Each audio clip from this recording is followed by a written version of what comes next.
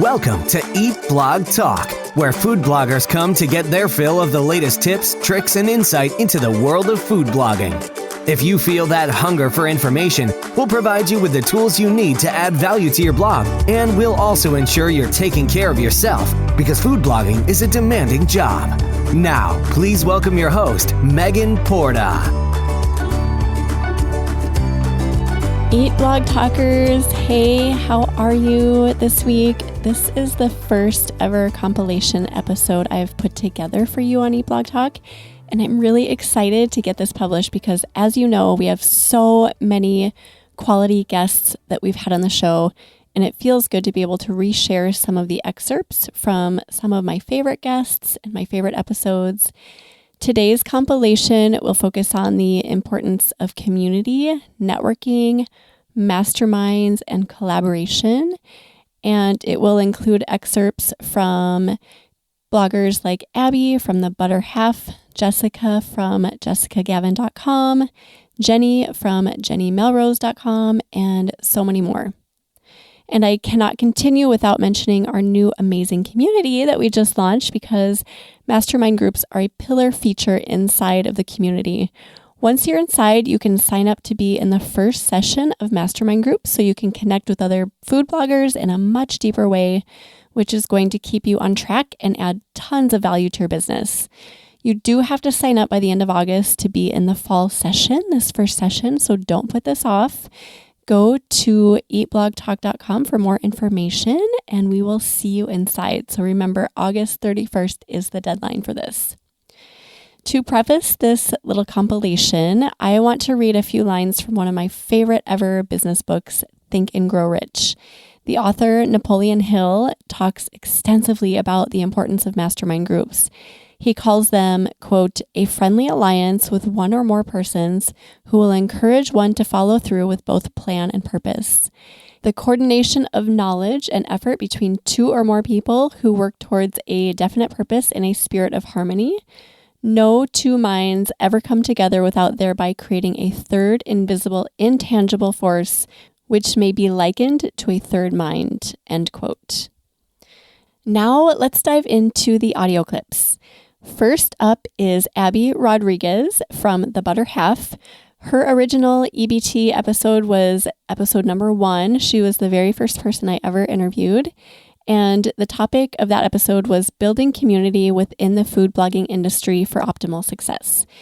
In the clip that you are about to hear, you will hear Abbey talk about how connection is one of the 5 pillars of success.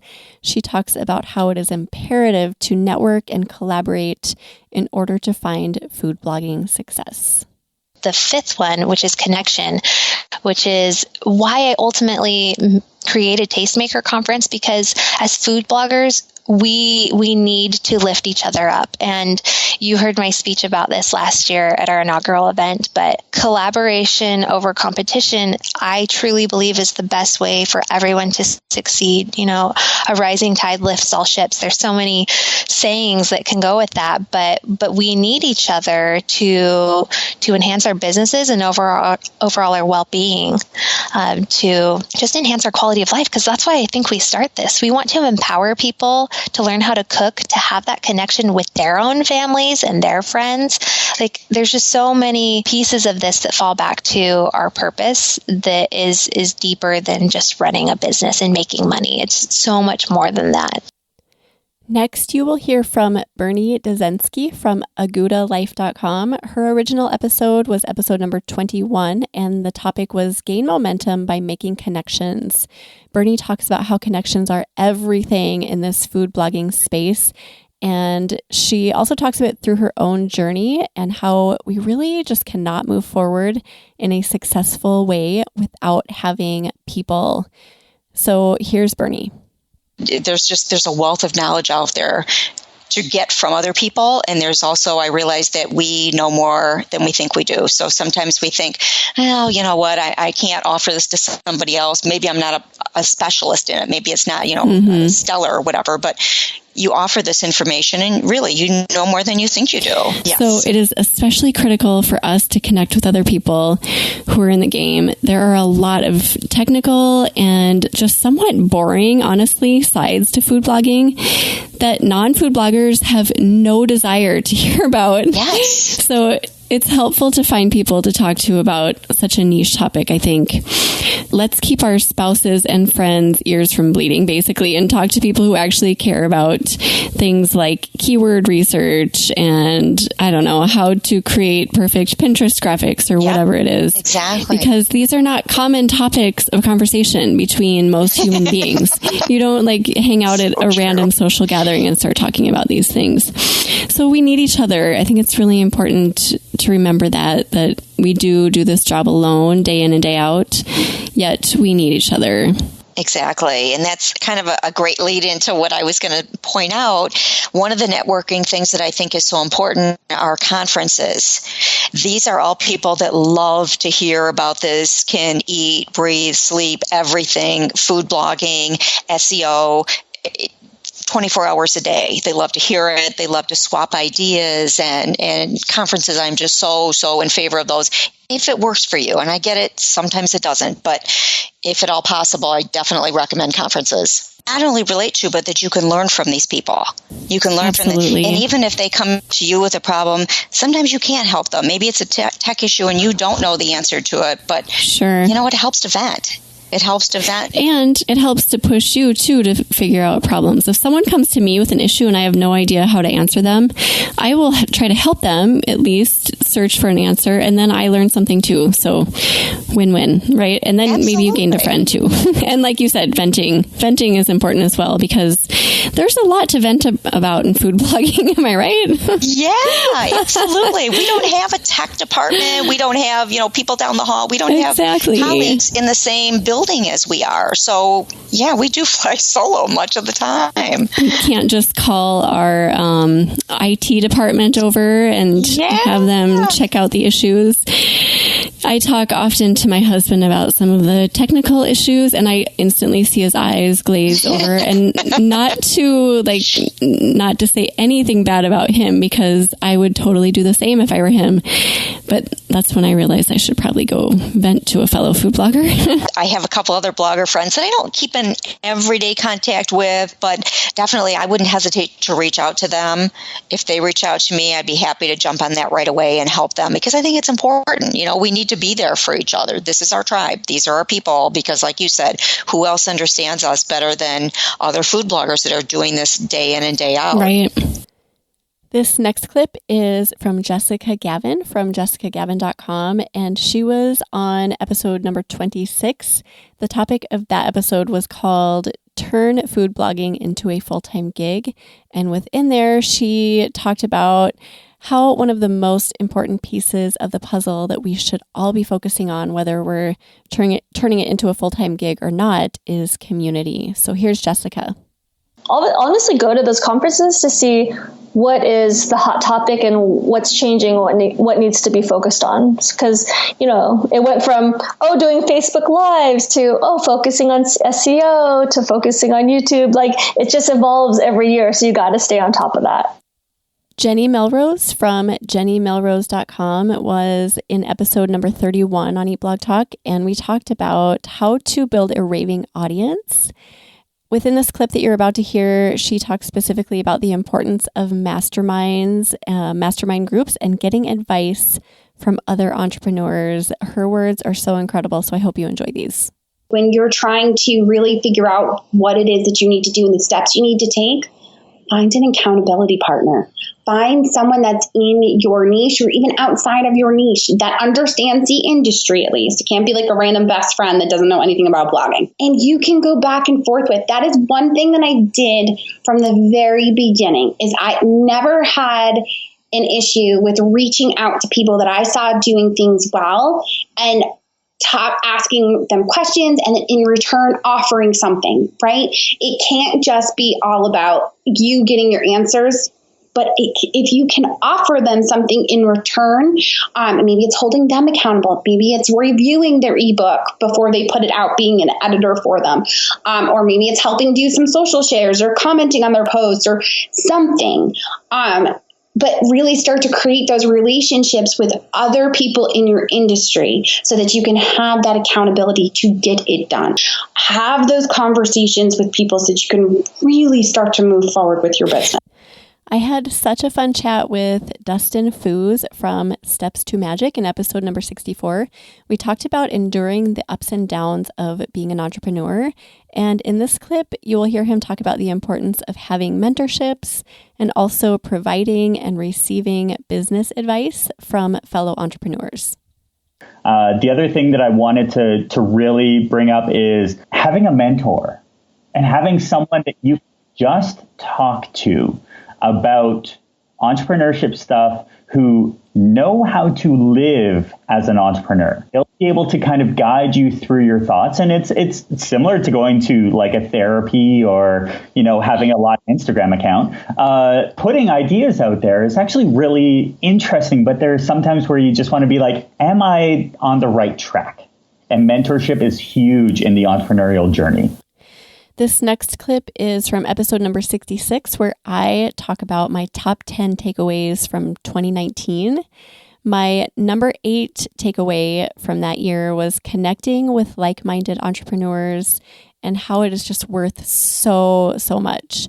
Reaching out to those people that I admire, going to conferences, establishing partnerships, starting this podcast, and connecting with people. All of those things opened up doors for my personal and professional life. Number 8, connecting with like-minded entrepreneurs is worth $1 million. I always knew this to a certain degree, but I avoided networking for way longer than I'd like to admit. Once I started pushing myself into that fearful place of getting to know other food bloggers, things just changed for me, both on a personal level and also for my business. So attending conferences, starting a podcast, reaching out to bloggers whose work I admire, and connecting with them, all of these things have opened up doors, brought opportunity, and established friendships and partnerships. Next, you will hear from Lynette Rice from Cleverly Simple. In episode 73, I had a conversation with Lynette about entrepreneurial isolation.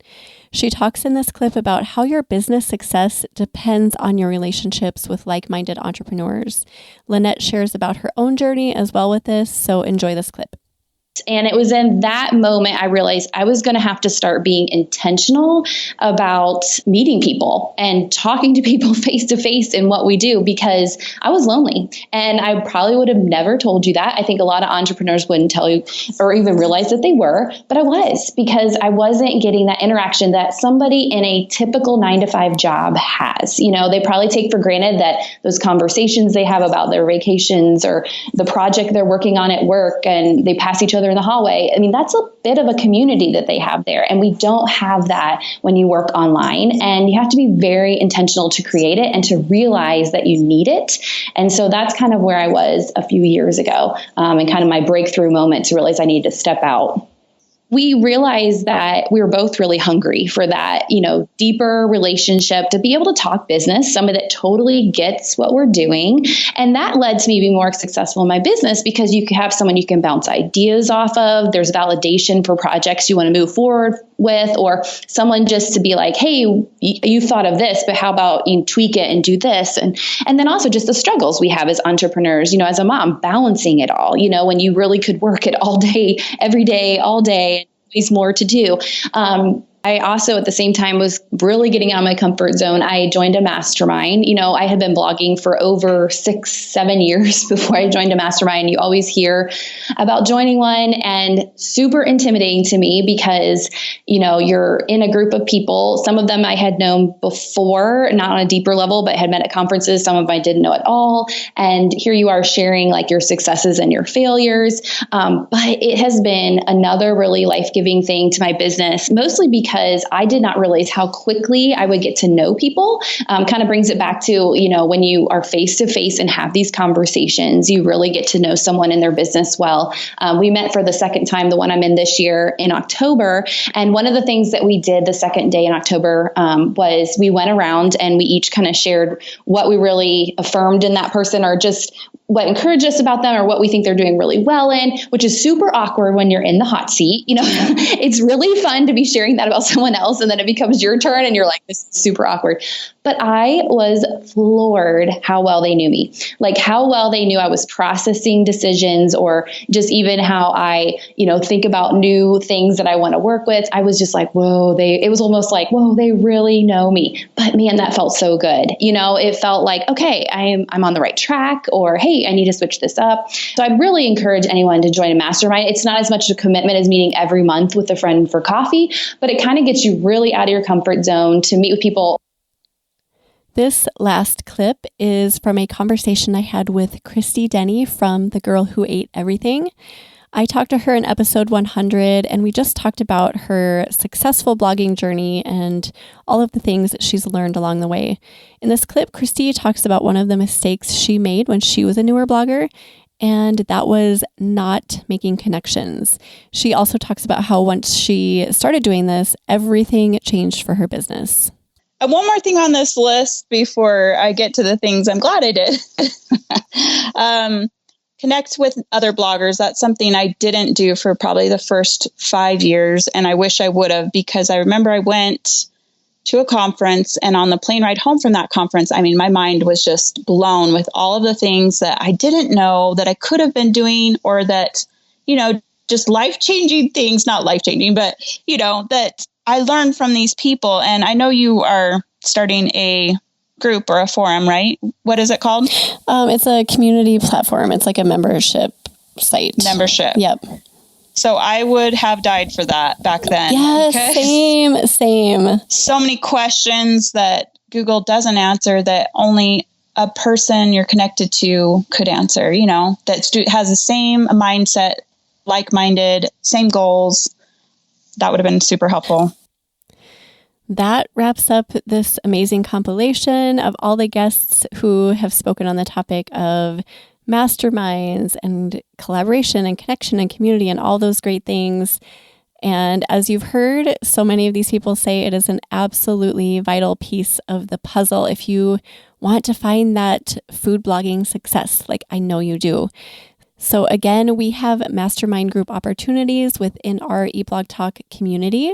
So we really hope that you will join us there. Go to eatblogtalk.com for more information, and we hope to see you guys inside. Also, I really hope you found value in this compilation, and let me know if you want to hear more of these on different topics, and I will put some more together in the future. Thank you so much for listening today, food bloggers. You're amazing, and I will see you next time. We're glad you could join us on this episode of Eat Blog Talk. For more resources based on today's discussion, as well as show notes and an opportunity to be on a future episode of the show, be sure to head to eatblogtalk.com. If you feel that hunger for information, we'll be here to feed you on Eat Blog Talk.